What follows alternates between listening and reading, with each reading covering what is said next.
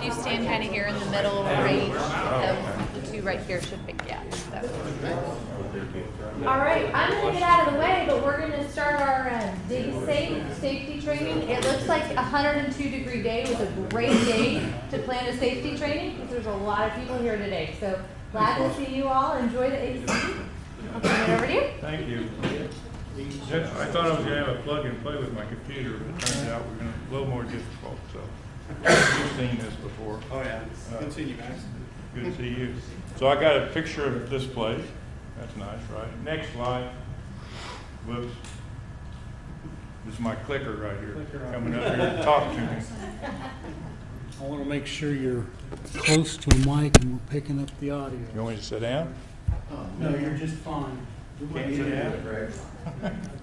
Only you guys get break. Okay, click once more. So this is kind of the basic front slide we had for all of our contractor meetings, and then I just changed and put the city of Andover on here. There's several links in here. If I have my computer going, you can see little short 30-second PSAs. You've probably seen some of them run on Fox channel during the news hour. One of them's a farmer in the middle of the field goes to a telephone booth to make a call 811, kind of goofy. And the other one is Cliff from Cheers telling the guy not to do some digging and stuff. So I didn't know exactly who the audience would be. I had 3 videos that I could possibly show here to start with, and I think I'll go back to the one that I used, the basic 5 steps, so that'd be the next videos, or next slide. And it's going to cover, this is basically our presentation, but next slide then. And it's going to cover these 5 steps to safer digging. We'll see how this works. I think this one works.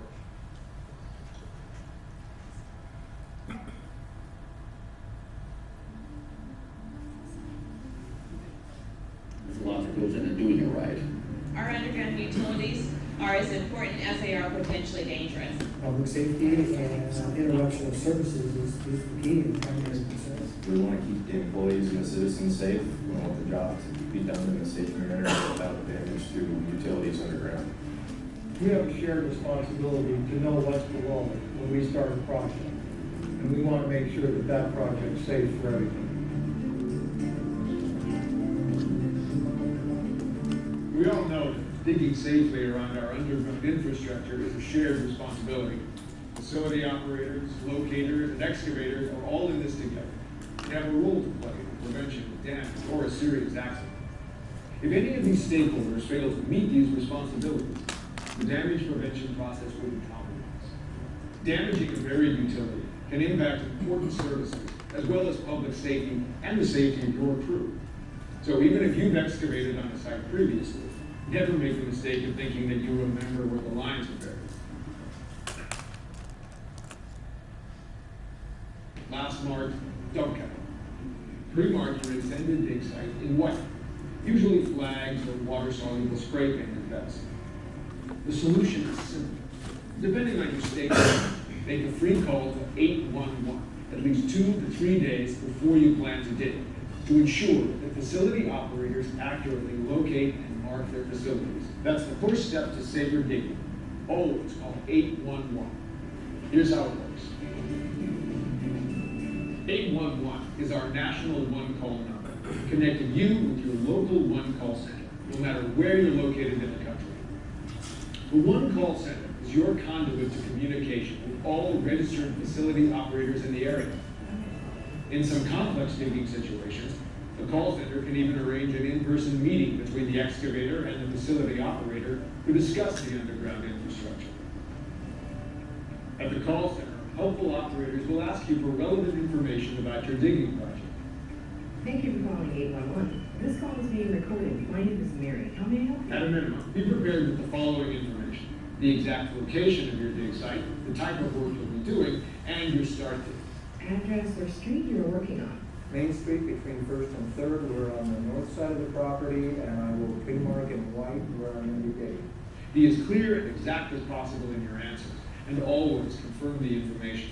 And when are you planning on starting to work there? We're digging next Thursday. Okay, so the area should be marked by Tuesday. Let me verify your information, and then please be ready to take down your ticket number. The call center will issue a dig ticket detailing which companies will be notified to mark the approximate location of their facilities. That is correct. All right. I've already listed the facility operators that will be notified. Now, do you have any questions? Nope, I'm set. It is extremely important that excavators review the information associated with their locate request to make sure it is submitted correctly to the facility operators. Inaccurate information can cause delays, failed responses, or even potential damages. Some one-call centers even accept latitude, longitude, or GPS coordinates. The more precise your information, the better. Many one-call centers also offer online dig requests. These electronic or e-tickets allow excavators to submit their information at their convenience. Always be sure to maintain the request ticket number. The dig ticket, whether generated online or by your call to 811, is soon transmitted to facility operators, who will send out locators to mark the underground lines of your dig site. Depending on state law, this process takes between 2 and 3 business days. This is the second step to safer digging. Always wait the required amount of time.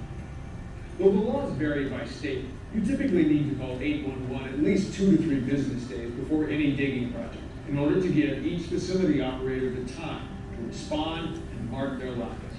It is the facility operator and locator's responsibility to respond to locate requests as prescribed by law and in a timely manner. This is the foundation for step number 3 of safer digging: locate accurately. Facility operators should keep accurate records of underground facility locations, be members of their local one-call center for efficient communication and response, and accurately locate and mark underground facilities and excavation sites. When a locator responds to your job site, they'll be looking for your proposed excavation site, which should be marked in white, as well as being detailed in your dig ticket description. Locators use a variety of markers to communicate what is buried underground at your dig site using the following color code. Red marks your electric power lines and lighting cables and conduits. Orange marks your communication, cable TV, alarm, or signal cables. Yellow marks your gas, oil, steam, and petroleum. Purple marks your reclaimed water, irrigation, and slurry lines. Blue is your potable water. Green marks sewer and drain lines. And pink is the color used for temporary survey markers. White is always the color used by the excavator to designate the proposed excavation site. If the dig area is free of buried lines, the locator will mark the site with an OK or no along with the company name, either with a flag or painted on the ground near your dig site. Once the required waiting time has lapsed, check all of the marks. And if it appears that a utility has not been marked and you've not been otherwise notified, call 811 again to help expedite a response. Remember that guy. This brings us to steps number 4 and 5. Respect the marks and dig carefully. When carefully planning your dig, be mindful of the marks and required tolerance zones. The tolerance zone is the width of an underground utility, plus a specified tolerance distance on both sides of that utility, generally between 18 and 24 inches, depending on state law. Never use mechanized equipment within the tolerance zone, but rather utilize hand or vacuum digging or other non-invasive equipment to determine the exact location of the utilities within the area, and take extra care to avoid damage and personal injury. With today's modern mechanized equipment, care and calculations are more important than ever. Backhoe excavations specifically are known to cause over 1 in 4 utility damages. Trenchless technology like underground boring or horizontal directional drilling has become a popular approach with its minimal surface disruption.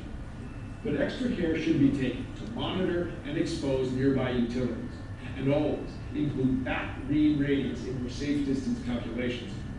Potholing is an important method for identifying the horizontal and vertical location of buried facilities, and should be utilized when open cut excavation is taking place within the tolerance zone, or at intervals along the boring route for trenchless operations. In congested areas where several utilities are crisscrossing or in close proximity to each other, locating accurately becomes more difficult, and potholing is highly advised. No matter what equipment or expertise is being employed on a dig job, always remember step 5, dig carefully. Different digging environments present their own challenges, and all stakeholders in the damage prevention process have to be highly adaptive and extra careful. From rural and agriculture projects to high-density urban work, underground utilities need to be marked and protected. But even when observing the 5 steps to safer digging, minor damage can occur. A slight nick with a shovel, a little cut with hand trenching, or maybe your excavation might expose an existing problem. Either way, report any damage immediately by calling 811 or the facility operator directly. Even a small nick without signs of leakage now can become a serious problem with time, corrosion, or if underground root systems change. Report it now. If the damage causes an emergency, immediately call 911. Take reasonable steps to ensure public safety and notify the facility operator. Calling 811 before you dig is an essential first step to safer digging. So plan ahead and make it a standard part of your process. By waiting the required amount of time and having your dig site marked accurately for all underground utilities, respecting those marks and digging safely, you'll be doing your part to avoid interruptions to important services, being held responsible for costly repairs, as well as preventing potential injuries or deaths. When we all commit to these essential 5 steps to safer digging and maintaining a high standard for damage prevention, we can go to work knowing we are keeping our crews and the public safer. For more information on safe digging, visit call811.com.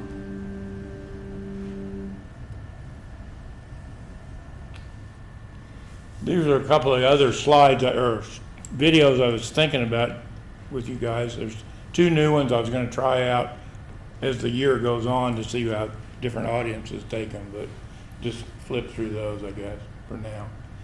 This is the first one kind of following up with the video.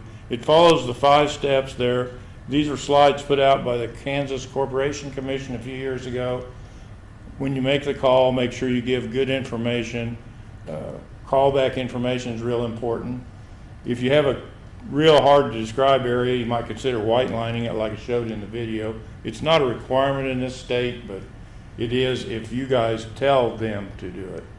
And then they suggest that the tolerance zone in our law in Kansas is 24 inches from the outside edge of whatever it's there. So if it's a 12-inch pipeline, it's actually a 4 foot plus 1 foot wide area. But if you have any digging needs to go on inside that tolerance zone, the KCC is suggesting that you verify the locates are accurate. A lot of he said, she said stuff goes on there. Use spotters when you need to get inside the tolerance zone with backhoes and trenchers, that kind of stuff. If you cause electric or gas damage, then you get the 911 folks involved. Probably may have to evacuate certain areas wherever you're at. Try to protect the public as best you can until the emergency responders get there. Don't cut off plastic gas lines, bend them. They can cause static, which could cause it to blow up in your while you're doing it next. And then the KCC is big on this. They would like to see each excavator crew out in the field have a copy of the dig ticket. You can do that easier now since there's more electronic stuff going on. You're probably receiving your tickets by email, I would imagine. And then do you do iTick stuff when you call in a ticket? Mm-hmm. So you get a copy of the ticket back, so you could have that on the job site in your phone if you need to or something. And then when you're probing, make sure you have a point or a ball on the end of your probe. The KCC can issue fines for no one-call ticket and other various things. Robert Jackson is the KCC guy in this area. He used to work for Meese Construction. Some of you guys have met him. And then for an excavation audience, we're saying pick up a copy of this excavator manual before you leave. You guys that aren't necessarily in that all the time. Here's a quick reference thing that you might have for your people that come in for permits and stuff, as well as you take home yourselves. Okay. This is the excavator manual. That's some of the stuff that's in it. The last two parts are the statute and the regulations. Haven't been changed since 2008. There's a few things in there that probably need changes, but everybody's afraid to open it up for fear what might happen. This one has a neat little hyperlink in it. I don't know if you can make that one work or not. It's cross-bore safety. You guys have sewer you're the owners of sewer, right? And so a lot of concern nationwide He's a over. leading technician installing a natural gas line into a home. He's showing the new guy, Brian, how it's done. You see, says Sam, trenchless installation of the gas pipe provides minimal disruption to the land and surrounding traffic, but there's a downside. You can't see where it's going. Sam explains that even after underground utilities are marked, there's still the possibility of hitting the sewer line because many sewer locations simply aren't known or found. If gas lines aren't properly installed, the pipeline could go right through an unmarked sewer, creating a crossbore. While you'll know at once if you strike another utility line, you don't always know if you go through a sewer line. And this can be extremely dangerous if someone, a homeowner or a plumber, uses mechanical equipment to unclog the sewer at some point, says Sam. Disturbing or damaging the gas pipeline could create a natural gas leak that could follow the sewer line back to the home. Whoa, says Brian. How can we prevent that from happening? Well, never just assume the depth and location of any facility, says Sam. Have all the utilities marked by the locating service and use locating tools such as a pipe locator capable of detecting non-metallic pipe, a metal fish tape inserted into the sewer line along with a metal detector, or a camera to pinpoint the sewer lines.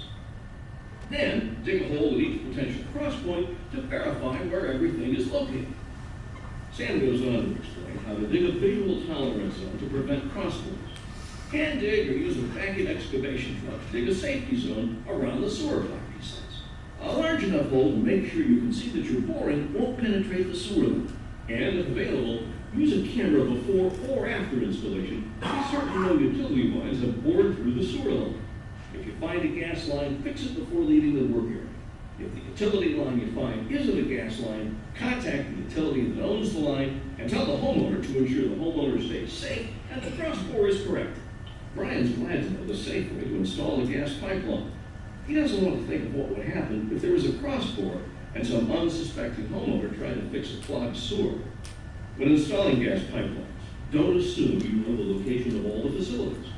Make a visual tolerance zone by exposing all the underground lines you're crossing.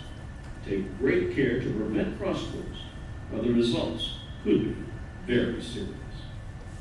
So most sewer crossbores are probably telecommunications because that's what goes in more often than anything else. But the problem they're worried about is with sewer laterals, and no state one-call law, as far as I know, requires sewer laterals to be marked. So it's kind of a thing sitting there under the surface that could bubble up. Communications are key. If you're an excavator or somebody that's owning facilities, you work together, everybody'd be better off. The bottom part, there's this build a phone contact list, and we've had a group meeting, and you had representatives there also, some of your guys were there. They built a phone contact list for damage reporting numbers and stuff. You got any of those? Did you have one? I had some, that's what I Key to that is the one-call law says if an excavator hits a utility, they're supposed to notify them, not us. So make sure that the excavators or your city people know to call, what numbers to call for the different utilities here, AT&T and Cox and that. So. Okay. And then this one has to do with a incident where a facility manager in Topeka hired a Bobcat operator and told him he didn't have to make a call to one call because there wasn't anything there, and then they promptly hit a 4-inch gas line in a parking lot of a hospital. So be careful about that. It's a free call. Call 811, find out what's going Don't try to use somebody else's locate ticket number. Okay. I'm expanding on this a little bit. Robert kind of went into this use of hit kits. The big thing with damages, digging damages and stuff, depending on whether you want to prove it's somebody else's fault or wasn't your fault, you need documentation. And so Rhino Marketing, I think it is, makes these hit kits, and then I got a couple of examples of how much they cost and stuff. Next couple of slides. Next one, I think's got. There's two different kinds there. Robert now has one, I guess, the $65 one, where there's a wide piece of tape there, and then you can kind of mark out where the damage and marks were and take pictures and stuff. Some of the locating companies, in fact, USIC, supposedly takes a picture with every locate before they leave. So if your workers or whatever think something's not right, you might want to take a picture when you get there before you dig it up, and after you dig it up, before they get there to remark it. That's happened before. Okay. The KCC enforcements have been the first three things: valid locate ticket, making sure that if you're doing trenchless, you have documentation that's required in here on page 29, and then make sure you're using reasonable care, which means if it's not mismarked and you hit it, it's probably you weren't using reasonable care. And then excessive updates. We've discovered that 25% of our call volume, which is pretty huge, are updates, and so now the KCC is kind of watching that. So try to, if you can even turn them in if you want, people that's updating tickets for 3, 4, 5, 6, 7, 8, 9, 10 times on a 2-week job. Now there's long project jobs, it's different, but if a guy's putting in something, digging a basement, and it says 2 weeks and he's on his 15th update, that's probably something wrong. They have created damages. They're email the report to the KCC if you want to.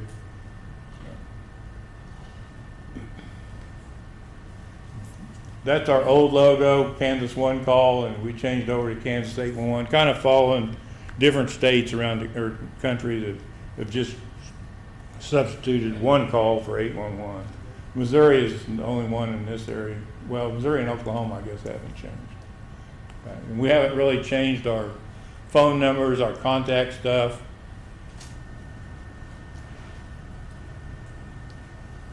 And then I was going to get into this a little bit. When they changed the law to try to get water and sewer involved with it back in 2008, they created what they call tiered type facilities. And so you guys have got sewer and water, right? Sewer. Well, you got Water, sewage, no water. who owns it? We own the main, Yeah. they do the locates and maintenance. Right. But I mean, the facility is a tier 2 facility. But, and then anything other than, any wires or pipes other than water and wastewater systems are tier 1 facilities. And then that'll kind of, I don't know if you go next one. This is the definition of excavation in that Cliff from Cheers videos underneath there. I don't know if you can get that in the world.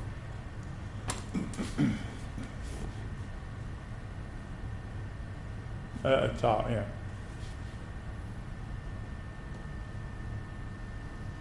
That's my name, Joe. Hey, Joe. Hey, John. Joe's about to make a very big mistake. Hey, Joe, I think it might be a good idea to call 811 to have your underground utilities marked before you start digging. John, that's just for big projects. Actually, it's for any digging project. Hey, congratulations, Joe. You found your electric line. Remember, safe digging always begins with a free call to 811. Where am I going, buddy? So that was the guy who was in that first video. That's my name, Joe. Hey, Joe. Hey, John. Joe's about to make a very big mistake. Hey, Joe, think about...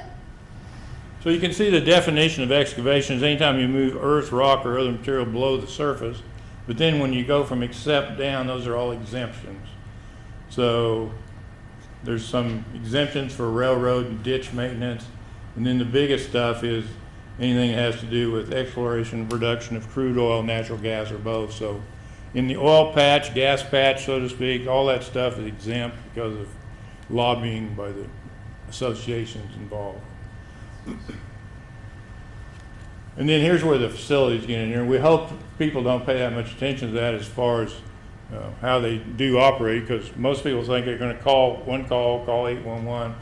The actual statute says that an excavator shall notify Tier 1 facilities and may notify Tier 2 facilities. So you guys have Tier 2 facilities, but since you're signed up as a Tier 1 member and receive tickets from us, then you're notified along with the other ones.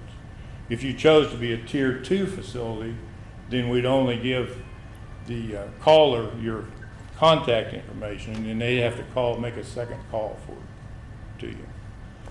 Here's the call waiting times. The definition of working day in Kansas is any day except weekends and holidays beginning at 12:01 a.m. So they've interpreted that to mean that you get the day call doesn't count, and then you get 2 full days, and then 1 minute after midnight the next day then is your default start time date.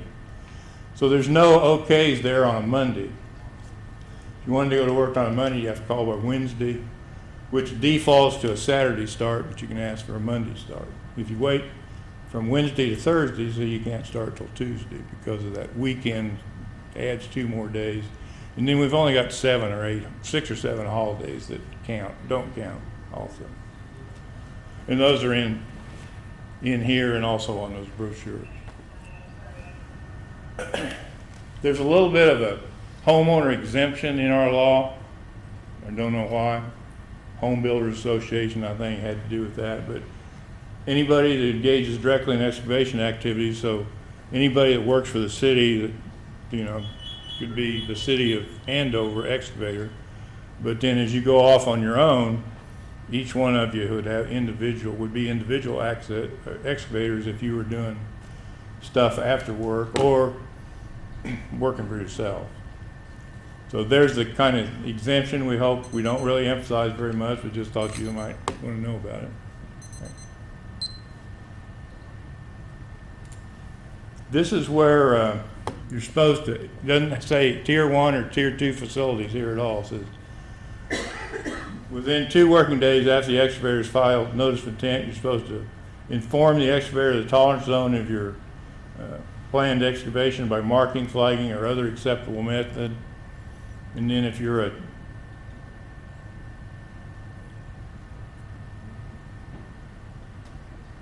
and then this is a little bit, this is where it got kind of messed up when this last law changed. Most of the time it's a 24-inch thing, and then as you can see, if you go down through there, water and sewer can work up to a 60-inch tolerance zone if you'd like.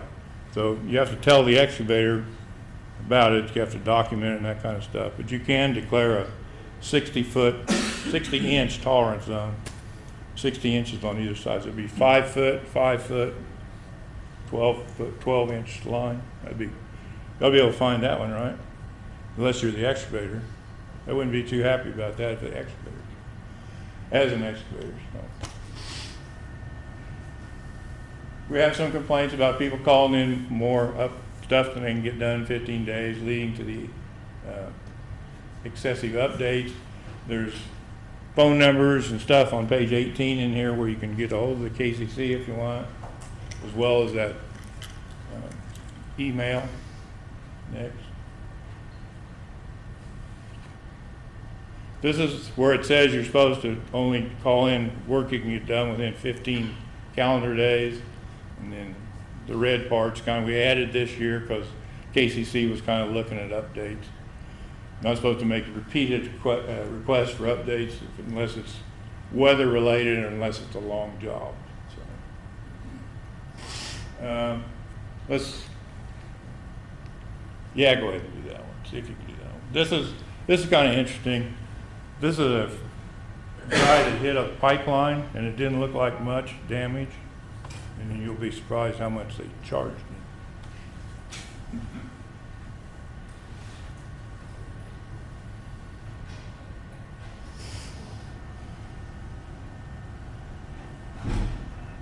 I think it's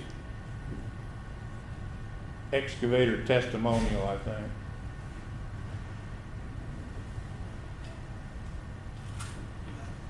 2/3 of the way down.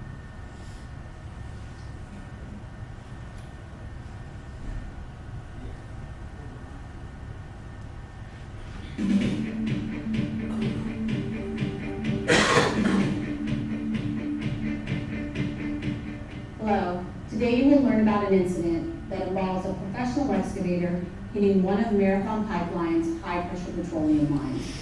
Fortunately, no one was injured on site or in the public, but this event emphasizes the need to always use your state's one-call system, as well as plan projects effectively so that no critical information is overlooked or forgotten.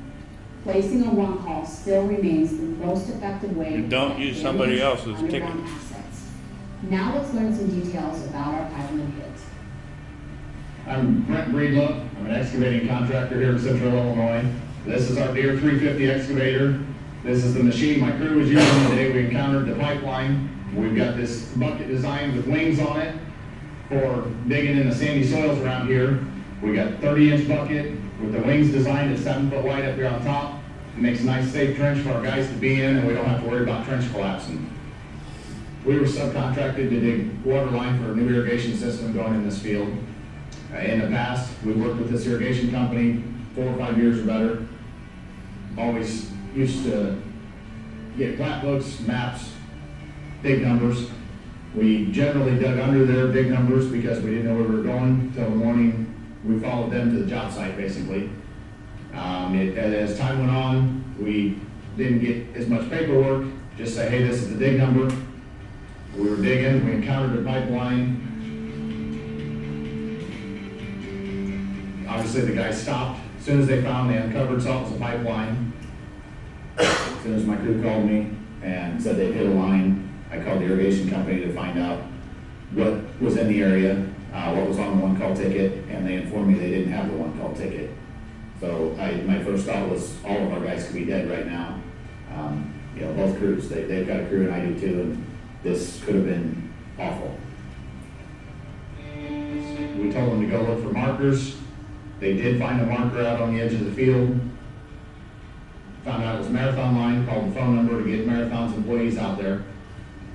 When we received a call from an excavator indicating that they may have potentially damaged our pipeline, we determined their location, shut down the affected pipeline systems, called our closest field office to send personnel to investigate the damage. When I arrived on site, Marathon was there assessing the damage. They had already called an excavating crew to open the pipeline, dig it open, find out how bad it was. The excavation crew was trenching from a well near the road, then across the field when they hit the line. This 12-inch diameter pipeline transports gasoline and diesel fuel from Wood River, Illinois to Griffith, Indiana. My name is Matt Fix, and I was the engineer that was responsible for the planning and execution of the permanent pipeline repair. At the point of contact, the pipeline was approximately 4 feet underground. After talking with the excavator, we believe that the teeth of the bucket were pointed straight down, which explains why there was a large dent in the pipeline instead of a puncture. When we initially arrived on site, we did an assessment and determined that we needed to put a steel reinforcement sleeve over the dent to restore integrity to the pipeline. The dent was so deep that it wouldn't allow our assessment tools to pass through, so we had to come back with a permanent repair where we cut out a piece of the pipeline, took that out, and then installed a new piece. The planning and execution of the permanent repair took 6 months and came at a cost of $900,000. James, this was the first time we hit a line. I wasn't sure what to expect. Called the insurance company. They got a claim started for us. We're still waiting to see how it turns out. Don't know the expenses incurred yet. I'm sure the rates are probably going to raise, but I just hope they don't drop us off with insurance. After being on site today, watching the repairs, it takes a lot of effort, a lot of men, a lot of hours, a lot of responsibility. I had no idea it takes this much to repair damaged pipeline. After hitting the pipeline, the valuable lesson was getting your own one-call ticket, whether it's big job, small job, it doesn't matter who you're working for, even if you've worked in the same area. make sure you get your own one-call ticket and try to prevent somebody from getting hurt or killed. In Illinois and most other states, it is a requirement that each excavator have a one-call ticket in their company name to be able to work on a given site. And this is also a national best practice.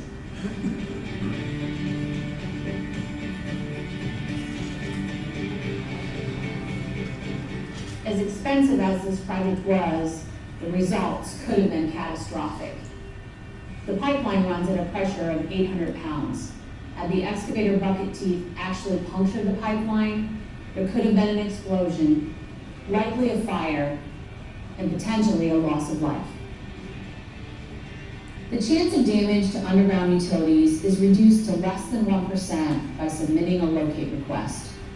Call 811 or make an online request at least 3 business days before your work is scheduled to begin to ensure you have underground utilities located and marked. Protect yourself, your employees, and the public by always calling 811.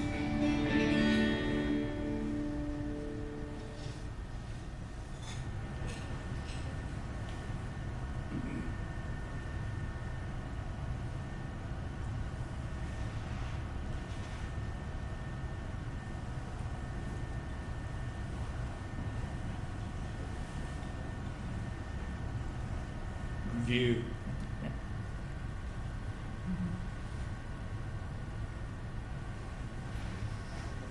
Okay, then it gets into, there's supposed to be marks or clears in our statute. That was something fairly new in the last one. But it only says that Tier 1 facilities are supposed to notify the excavator if there's no facilities in the area of excavation. And then most of the people put okay or whatever. And then the next slide, it's kind of confusing what Tier 2 facilities are supposed to do. Hopefully you'll mark and clear, but the statute says you're supposed to mark, or according to the requirements of subsection M and N, they tell you how to mark with the colors. M does, and then N says if it's over 8 inches, you're supposed to indicate that on the marking. So you're supposed to notify them, or else, if applicable, notify them you want to do the 60-inch tolerance zone, or that you're deeper than 2 feet. I don't think anybody's doing this, so I don't know why they put this in the law. You're 2 feet deeper than the planned excavation, which how would you know that? And you're not going to be providing facilities. So where the Tier 1 guys just mark, clear, okay, whatever.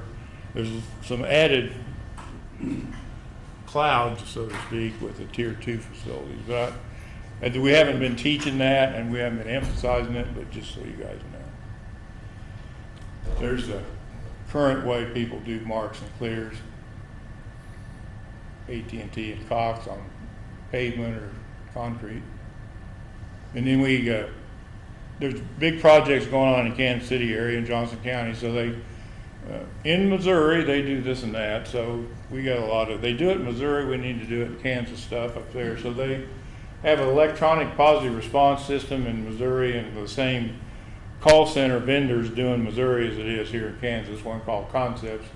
So they proposed that we start doing electronic positive responses, and so we started doing them towards the middle of last year. So this is just some other stuff. And then whenever you do a locate, if you get a ticket, if you've given us your email, you're an iTick user, whatever, you'll, at the start date of the ticket, or when everybody's marked, which isn't going to happen here, you'll get this ticket check status email that says either marked, clear, or does not participate. And so all the USIC locators, I think, use it, but I'm not sure about anybody else. And then, and then you also get a copy of the ticket back. It looks like this. And it's just a kind of Reader's Digest condensed version of the ticket. If you go to Ticket Link, this deal here, then you'll see the entire ticket. Okay. So that's what goes out as a ticket. You can add attachments over here in this little section right here. And then there's 3 parts to this, so that's the top part. The middle part, then we'll have the, who's gonna be the marking instructions, and, okay, and who's gonna be notified. And then the status is also shown there. If you keep going down, you can get a map of the ticket. So that's the electronic dig box, and we notify every utility that said they're going to be notified in that area. That's a Google view of our maps. We have 2 or 3 different views. So go ahead, next one. That's fine. Excess flow valves, you guys got that going on here? Okay. We started talking about it a little bit last year and then a little bit more this year. The gas companies are starting to put in excess flow valves between the transmission line, main line, whatever, and the meter. So next, for residential and commercial customers. That's an example of the way it was at my house in Concordia. The mains out in the alley, and then they had a steel yard line. They replaced it with a plastic one, and they put this excess flow valve right there, so it covered it up. So you don't know that, right? So then this is KGS's way of marking them. Next one. They put a little tag on them sometimes, and then if you got your microscope out, you can see it. And then sometimes they'll put a black plastic piece of PVC with a tag on it. And then if you're over in Black Hills territory, this is some of the way the next 2 show Black Hills, the way they tag them. So, just some FYI stuff there. How long you guys want this to go? We want to see some We explosions. scheduled till 4, so. Till 4? Uh-huh. Okay, back up to that one right after the one we showed.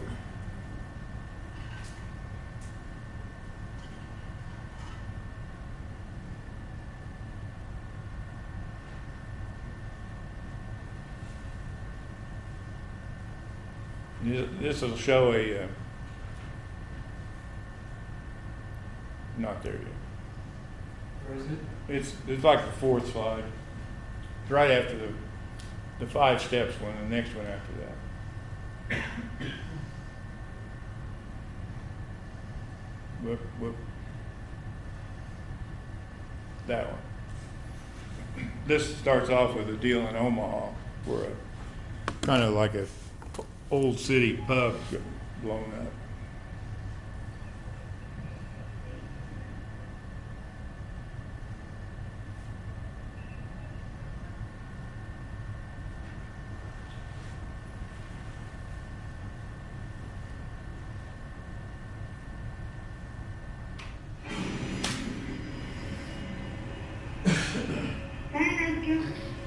Hi, there's a fire at a restaurant on 11th Street in the Old Market. Do you see flames? Yes, big flames. Like, wow, like.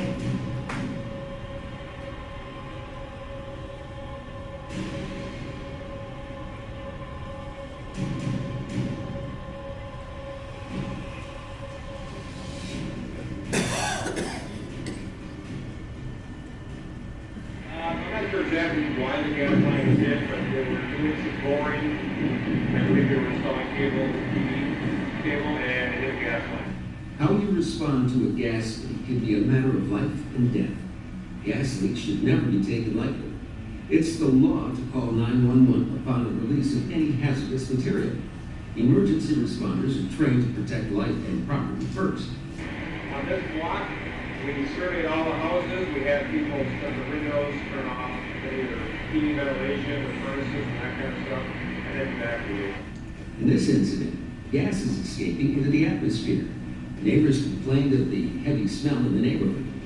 The wind is definitely helps. If you don't have wind, then the gas can just sit in one area and it can build up. With the wind, it helps dissipate it. First responders are also equipped with gas sensing equipment that will check buildings for gas levels.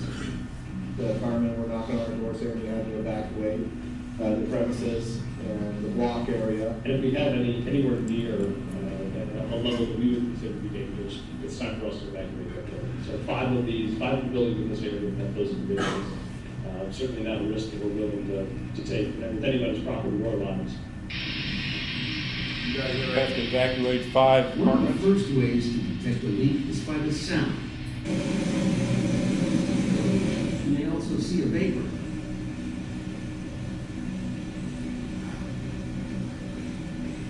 Natural gas is lighter than air, so it'll tend to escape upwards. But it's important to remember that it'll seek the path of least resistance and could be traveling underground through sewer lines or other conduits. We had gas from there, the town got shut down temporarily, things went south, you might say, for me. We found the gas was getting into the sewer system. We expanded our evacuation out another 4 or 5 city blocks. Just glad nobody got hurt. That's the most important. We have some contractors working right next to the hospital here. They went ahead and dug in and broke a 2-inch gas line. Because we're right in an area here with the hospital and the primary care centers here, you know, and our resources here, we actually called out some extra resources to get on scene here quick. We were very fortunate today. We did leave crews with monitors at the hospital at all times. And then we went ahead and checked out the buildings south of the break. And at that point, they could start to smell a little bit of gas, but it wasn't enough that read on any of the monitors. Another way to detect gas is by smell. There's an additive added to natural gas to odorize it. And you're going to get drips of that as the wind directions change. You never know what you might encounter on a job site. This gas line was damaged during the removal of a light pole. It's important to always call 811 and then pothole and visually verify the depth and location of utilities prior to any excavation. Prior to our arrival, some gentlemen were working, some contractors using a backhoe. They saw the markings and didn't think they were close to it, but inadvertently struck this line.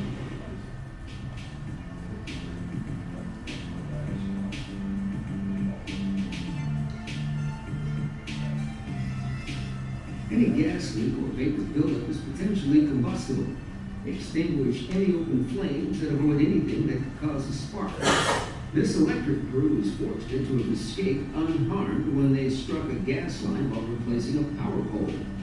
One positive to a gas line fire is that as long as it's not causing harm to a structure or other nearby assets, we at least know the gas is being consumed and not accumulating.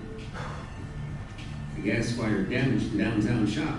Demolition crews believed they knew where the gas line was located and thought it was shut off, but did not notify the gas company in advance of their work to mark out locations and shut off service. There was a second gas line that was damaged during the demolition and was instantly ignited by workers using cutting torches. In this case, there were no injuries, and a quick response by the fire department is credited for saving the downtown business district. Give us a call, we'll come out, we'll check it out. We have all the tools to manage this type of stuff. You call us out, let us determine what's ahead and what isn't.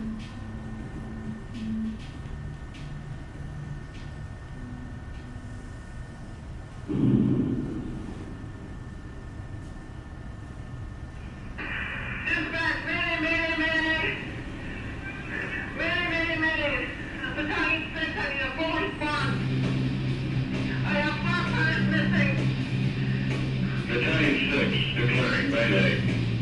Full response. You're going to be getting engine 35, engine 31, engine 16, and ladder 9. Looks like we have two buildings that have been impacted by the explosion. Are all members accounted for? If you have members that have injuries from flying debris, can you assistance with opening up area? 9 firefighters were injured and 3 businesses were completely destroyed. While not excavation damage, the cause of this accident should cause anyone in the buried utility industry to take note. We have wires down. Hope we have city right on the way. Firefighters responded to reports of a leaking gas pipe located in a narrow alleyway. The pipe was assumed to have been abandoned. According to news reports, this alleyway was frequented by homeless and other individuals who would store belongings near the line and would often trip over and bump into the line. A homeless man was applying force to the line when it ruptured, 12 years after the line was believed to have been abandoned. In 2004, a contracting company working for the gas company claimed to have cut and capped the line.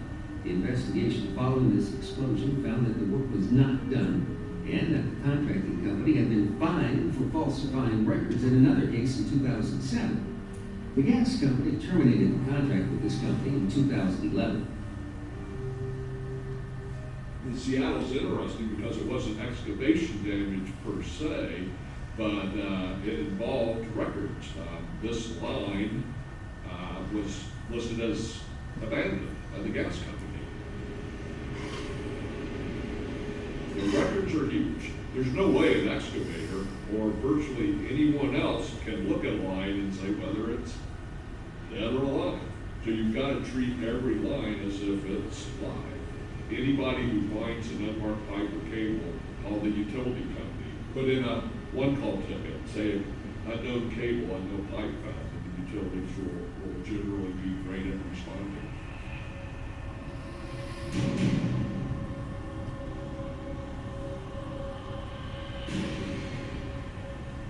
The crew that initially damaged the gas line was a crew operating a horizontal boring machine to install a fiber optic conduit. The utilities at the accident site had been marked 3 or 4 weeks before the fateful excavation work began. The contractors, knowing that state law requires marks to be no more than 10 days old, called for a refresh several days prior to their excavation. All utilities came out and remarked their lines, with the exception of the gas service. The gas company says they responded to a request from a cell phone call to a boring contractor representative who said the new markings weren't needed. The state fire marshal stated in the draft of their incident report that the gas service line was not marked. However, the gas company contends that they did in fact mark the gas line correctly the first time. At the time of this video, the incident is still under investigation.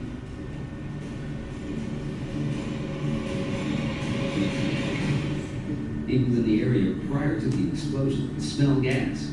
One woman arriving home from work rushed into the condo building to warn her neighbors. She called 911 just after the explosion. Hi, there was a fire and explosion at M's Pub.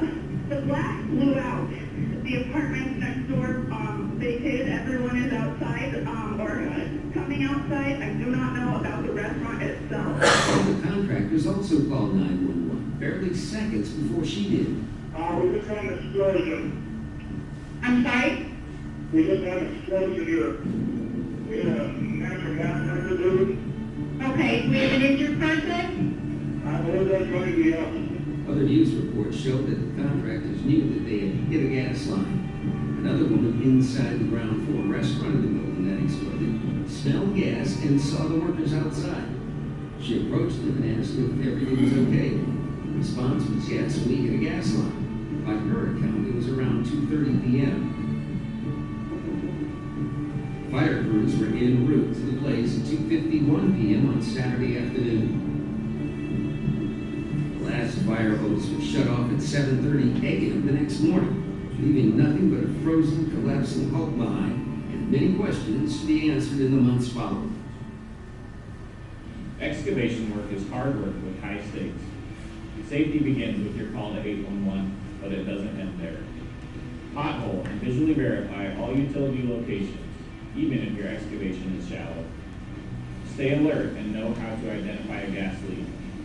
Treat every line as if it is live, even if it doesn't appear on utility maps. If you're working in an area that has not been marked or the marks are outdated, don't dig, call for a locate. It's the law to call 911 immediately if you or someone on your crew strikes a gas line.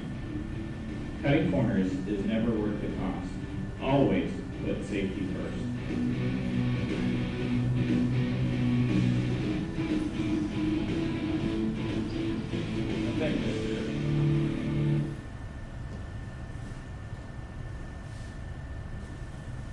Then there's one last slide I'd like you to answer.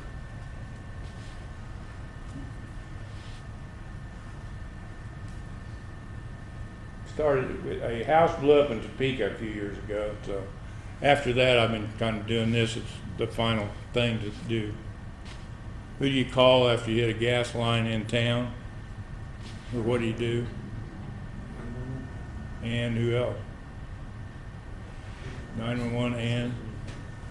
Gas company, there you go. What else should you do? Especially if you're in town, in a residential or a business area. Try to get people out of it. What's the tolerance zone for gas lines?